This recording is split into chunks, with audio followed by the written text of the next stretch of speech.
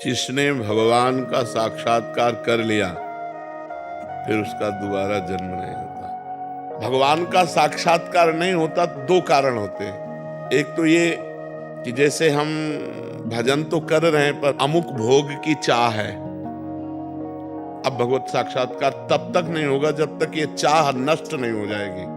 अगर कोई और चाह है वो भगवत प्राप्ति नहीं होने देगी। अब हमारा शरीर छूट गया और वो चाह रही तो अब हमारे को स्वर्गलोक ले जाया जाएगा और वहां वो चाह पूरी कराई जाएगी जो मृत्यु लोक में थी। क्योंकि भजनानंदी रहे ना तो स्वर्गलोक में बहुतायत उस चाह की कर दी जाएगी। अब उसके भोगने के बाद चूंकि सब मायामय है तो एक दिन तो अरुचि होगी ही। जैसे खीर प्रिय है लेकिन कटोरी दो कटोरी तो आपको अरुचि हो जाएगी ना बराबर। तो जब उसको भोगों की जो चाह थी वो अरुचि हो जाएगी तब यहाँ उसका जन्म होगा। फिर वैभव संपन्न घर में जन्म होगा और भक्ति की अनुकूलता होगी और फिर उसका वहीं से भजन चलेगा जहां से भजन रुका हुआ था और वो अपना इस जन्म में भजन पूरा कर लेगा। पहला कारण।